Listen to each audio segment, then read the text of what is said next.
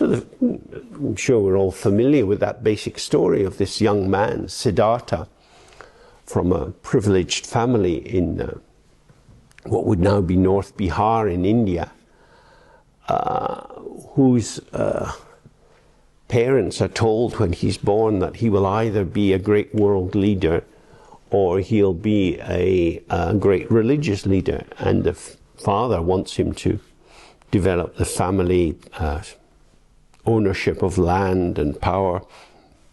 So he's bumping him away from any religious thoughts and towards establishing an identity that functions in the world.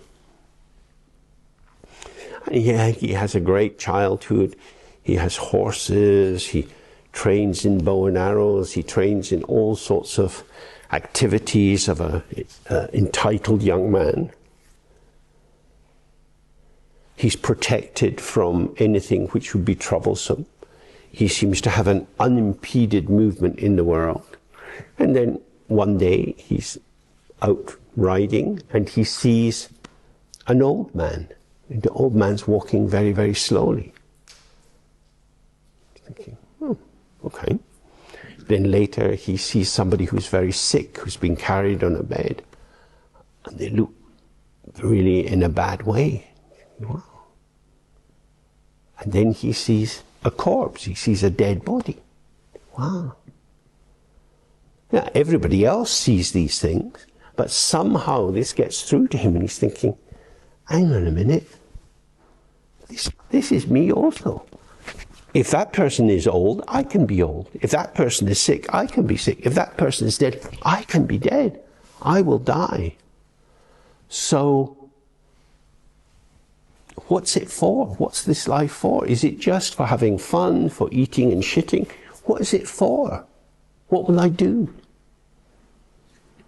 And that leads him to leave his wonderful house and go out onto the Naranjana River, doing ascetic practices for 6 years, at the end of which he doesn't make any progress. He does all this meditation, he does yoga, he does fasting, he does different kinds of pranayama. He tries many, many techniques, but nothing shifts for him. And he's thinking, this is really not going anywhere. My effort doesn't do it. So he collects some kusha grass, makes a comfortable seat under a bodhi tree, a fig tree. Someone from the village brings him a bowl of rice cooked in milk, and sweet rice, and he eats that. He feels quite energized, and then he sits. And he's just sitting. He's not trying to do anything. He's kind of let go of his learned meditation practice. He's just sitting, and all sorts of stuff happens.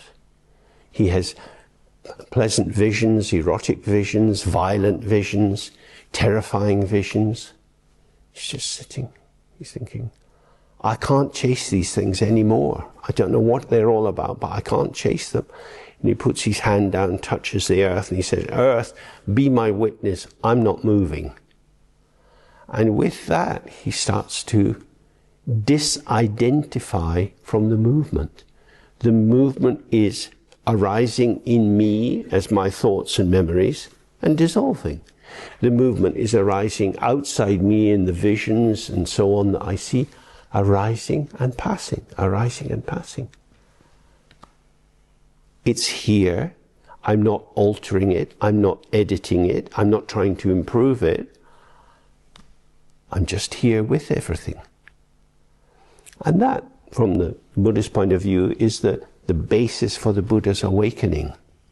That he lets go of his maps, the many maps he had learned from hanging out with these sadhu holy men who were in North India at that time. And he lets go of his analysis. He lets go of his trajectory of intention, what he would like to achieve. And he's just there with how it is. And these many different flavors arise and pass, arise and pass.